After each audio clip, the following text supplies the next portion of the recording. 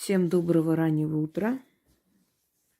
У нас уже 5 утра, но у меня очень много работы, поэтому я пока не сплю, как обычно, и после работ дарю вам интересные, нужные, сильные, полезные ритуалы. Создать семью – это природная потребность каждого человека. Именно семью, именно настоящие отношения, реальные отношения, которые приведут к браку, к совместной жизни. Для чего нужен муж женщине? Как опора, как друг. Ну, смотря в какое время жизни, да, и сколько ей лет, насколько она зрелый человек и принимает решения, понимая, исходя из реальности. И желательно, чтобы брак был осознанный, желательно, чтобы на всю жизнь. Но если не получается, естественно, мучиться не стоит. Нужно заканчивать отношения и найти того человека, или судьба приведет, который вам подарит то, что вы хотите. Счастье, любовь, заботу и так далее. Каждая женщина, даже самая сильная, хочет быть слабой, хочет, чтобы ей помогли, чтобы были рядом. Не обязательно в материальном плане. Чаще всего, если эта женщина зрелая, она может прекрасно содержать себя, то есть она самодостаточный человек, ей нужна поддержка и помощь в плане моральном. Ну, как бы там ни было, бывает, что годами не встречается нужный человек. Вы знаете, иногда смотришь на красивую умную женщину, а рядом с ней дурачок такой, и думаешь, ну как, зачем она выбрала вот такая яркая, умная личность. Мужчины, как правило, боятся подходить к сильной женщине. Им кажется, что у нее запросов много, хотя на самом деле она может очень простой человек, очень человечный, на удивление. Гораздо легче с той, которая попроще, да. И поэтому она много лет одинока. И тут какой-то дурак, не особо задумываясь о том, какие у нее могут быть запросы, что, да как, просто рискнул. Рискнул подойти и познакомиться. А ей настолько нужно было тепло, любовь, что она согласилась. И у них получается семья. И вот люди, которые живут рядом, друзья, знакомые, ну как, она вот такая красавица, умница, ну вот с этим вот. А потому что те, которые были достойны ее, по их мнению, да, боялись подходить к ней. Или понимали, что не дотягивают до ее уровня. Но не всегда так. Иногда бывает, что образуются очень замечательные пары, любящие друг друга. Я вам уже говорила, кастовое разделение людей и генетическая расположенность принадлежать какой-либо касте, и желательно, чтобы эти касты совпали, и тогда брак может быть счастливым. Ну, как бы там ни было. Вот что делать, если вам уже, в принципе, немало лет, бальзаковский возраст, вот вам 30, 35, 40, а вы так и не встретили того, кого хотели бы. Попросить судьбу, силы Вселенной. Они плохого не посоветуют и плохого не приведут. Есть у меня лекция, называется «Кто твой любимый?». И там я разделила королей и рассказала вам о каждом из этих королей. Это определенный типаж мужчин. Откройте, посмотрите, очень интересно. Потому как мы сейчас с вами призовем его карточной колодой. Карточные колоды, обычные игральные карты, это прародители наших карт Таро. 4 масти. И 4 масти, они не только, собственно говоря, просто карточные масти, они еще и типаж людей. Они еще и профессия людей. Понимаете? Это очень важно. Потому что вы должны знать, какого короля вы предпочитаете. Итак, нужно перетасовать карты. Сейчас, секунду. Я тут мокрыми руками вышла на мороз, и мне, видите, потрескалась кожа. Ну, ничего страшного. Вот таким образом. Перемешивать колоду. С картами связанные ритуалы очень сильно и быстро работают, и я об этом вам рассказываю. Итак, отделяем королей. Так. Ой. Угу. Король червей – это мужчина любящий, мужчина преданный, однолюб, как правило. Поэтому, если вам такой нужен, значит, берете червового короля, короля сердца. Далее, король пики. Король пики – это, как правило, бизнесмен. Это акула бизнеса, это авторитетный человек, это человек, знающий себе цену. У него вокруг огромные знакомства, начиная от криминальных людей, заканчивая высшими полицейскими чинами. То есть это бизнес-акула. Но не спешите сразу выбирать его, потому что с ним жизнь тоже нелегкая. Знаете, человек, который посвящает свою жизнь все-таки бизнесу, деньгам, он непростой человек. И если вам кажется, что вы будете всю жизнь обеспечены, это может быть, но в то же самое время знайте, что в любой момент, когда вы решите от него уйти, вы уйдете с голой задницей, даже без детей, потому что у него есть достаточно знакомств и силы у вас все отобрать. Так что учтите. Еще олигарх, то есть человек сильный, богатый. Это следующий король. Далее.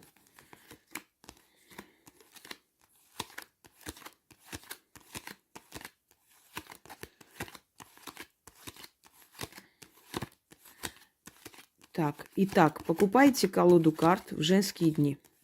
Женский день – это понедельник, вторник. О, не полная колода. Куда же я делаю остальных королей? Ну да ладно. Я, в принципе, не делаю этот ритуал, учу вас. Колода не полная. Но я вам сейчас расскажу. Куда-то я их вытащила, наверное, половину использовала и куда-то делась. Не столь важно. Так вот.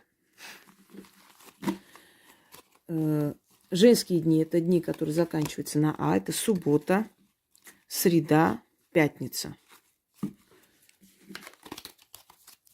Покупайте колоду карт любую. 56, там 36 карт, 54. По-разному сейчас даже добавляют несколько джокеров, поэтому, может быть, не торгуясь. Берете карты новые.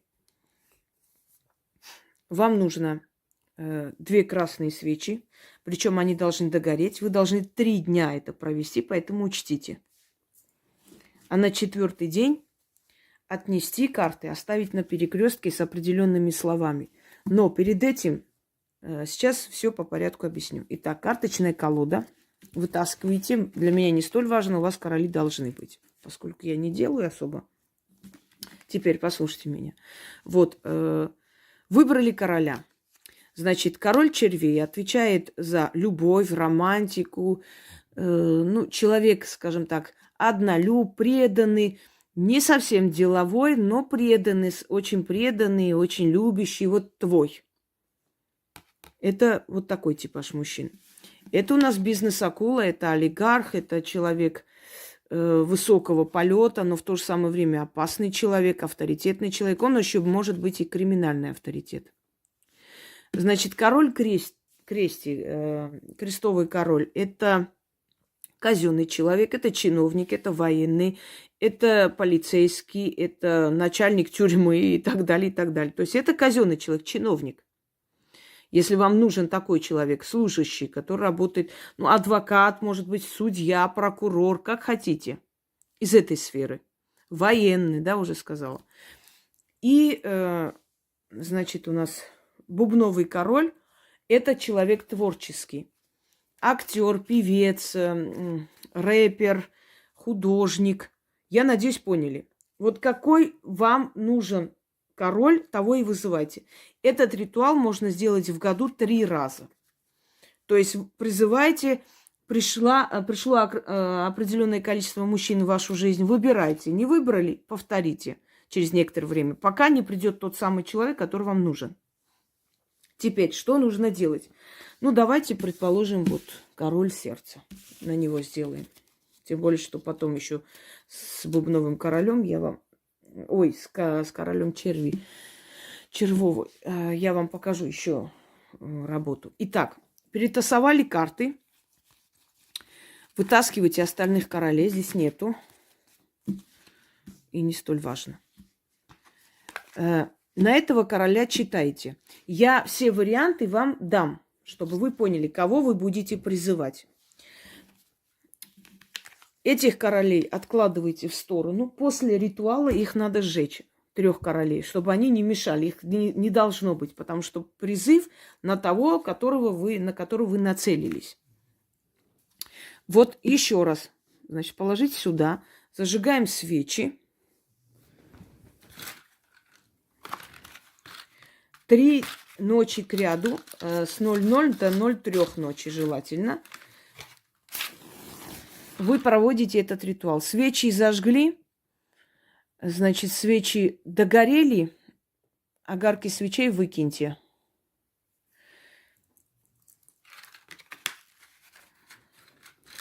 Как откупиться?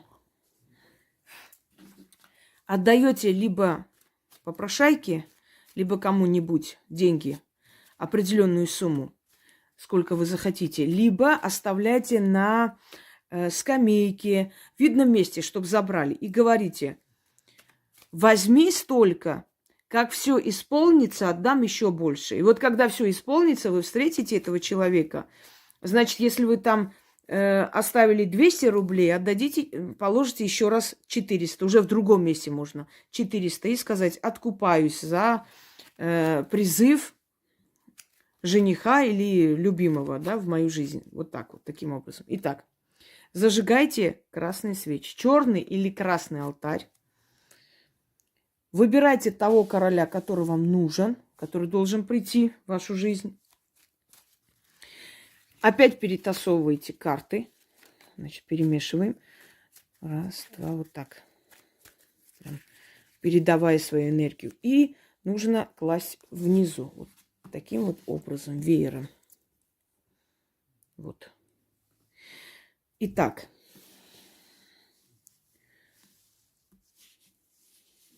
Секунду.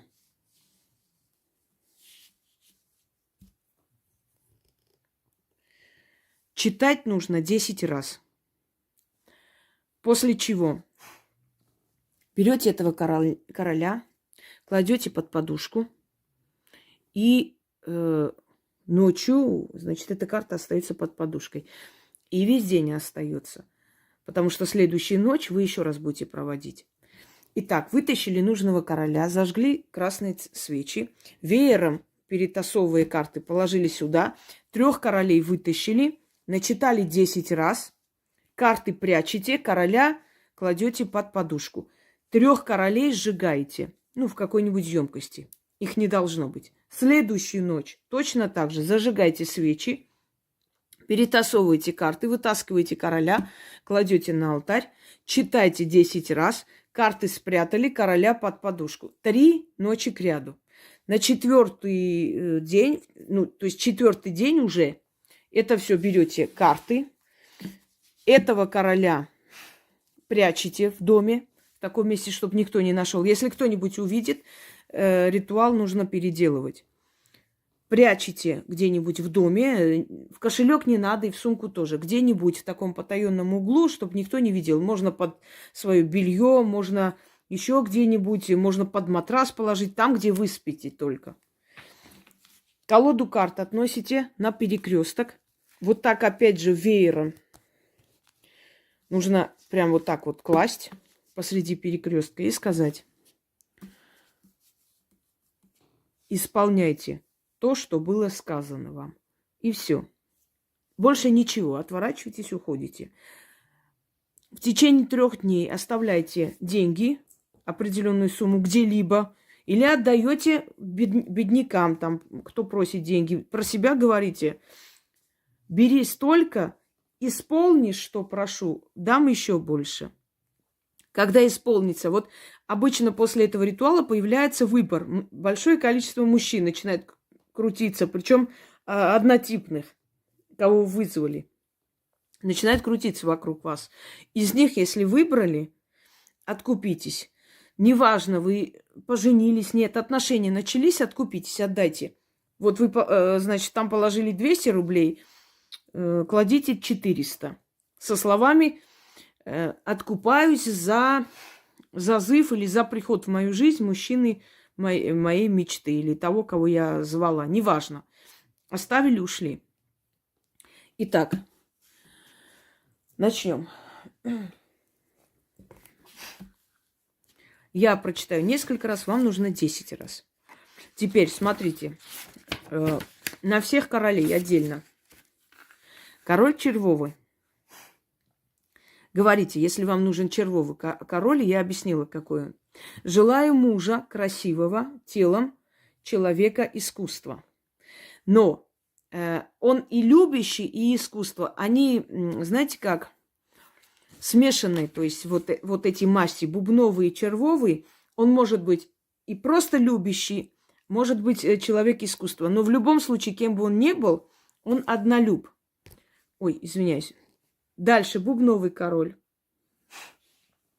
Бубновый, как правило, либо человек искусства, либо простой парень.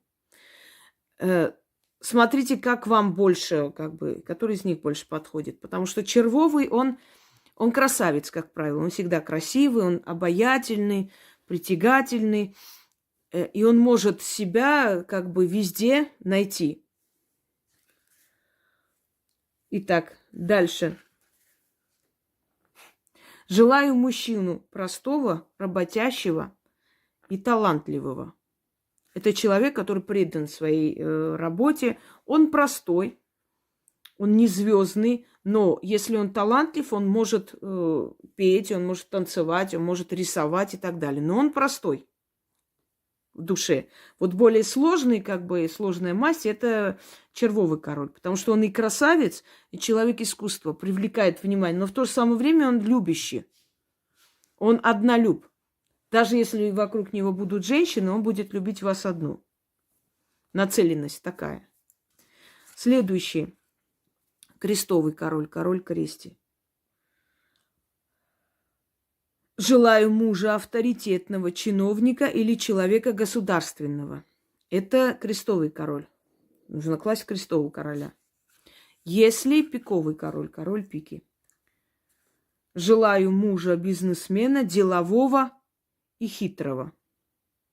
Вот выберите, какая масть вам подходит. Начнем. Вот так. Положите руку. Мир полон людей, мужчин и женщин, старых и молодых, бедных и богатых. Мой посыл направляю на мужчин, не на бедных, а на богатых, не на страшных, а на красивых, не на старых, а на молодых королей. Карточная рать, велю тебе мне подчиниться. И вот читайте. Хочу призвать короля, черви, червового короля. Желаю короля червового, мужа красивого, телом, человека искусства. Предположим.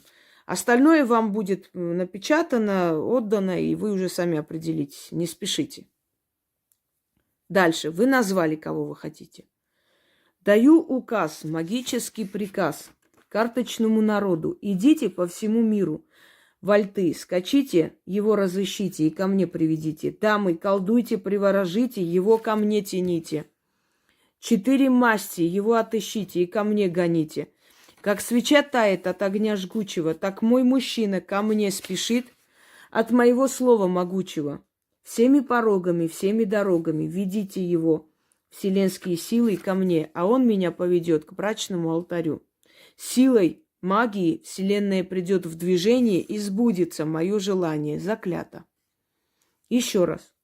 Мир полон людей.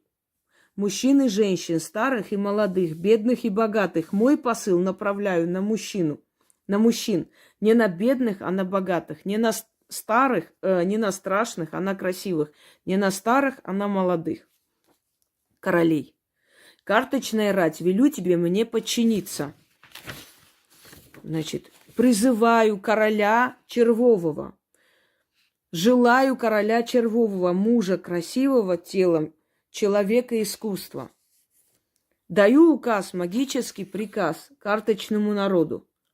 Идите по всему миру, вальты, скачите, его разыщите и ко мне приведите. Дамы, колдуйте, приворожите, его ко мне тяните. 4 масти, его отыщите и ко мне гоните.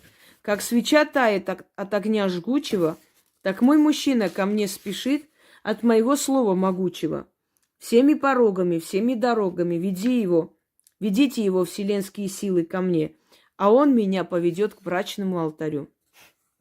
Силой магии вселенная придет в движение и сбудется мое желание, заклято. Еще раз. Мир полон людей, мужчин и женщин, старых и молодых, бедных и богатых. Мой посыл направляю на мужчин, не на бедных, а на богатых, не на старых, страшных, а на красивых, не на старых, а на молодых королей. Карточная рать, велю тебе мне дать, или велю тебе привести ко мне. В таких делах какое-то слово не то сказанное или измененное не играет роли. Основное просто говорите правильно, а остальное не страшно, даже если вашими словами. В любом случае, главное дать как бы задание картам и цель свою указать. Итак, желаю бубнового, ой, фу ты, да что ж мне в голове, червового короля, мужа красивого телом, человека искусства. Даю указ, магический приказ карточному народу. Идите по всему миру, вальты, скачите, его разыщите и ко мне приведите. Дамы, колдуйте, приворожите, его ко мне тяните. 4 масти, его отыщите и ко мне гоните. Как свеча тает от огня жгучего, так мой мужчина ко мне спешит от моего слова могучего. Всеми порогами, всеми дорогами ведите его вселенские силы ко мне, а он меня поведет к брачному алтарю. Силой магии вселенная придет в движение и сбудется мое желание, заклято.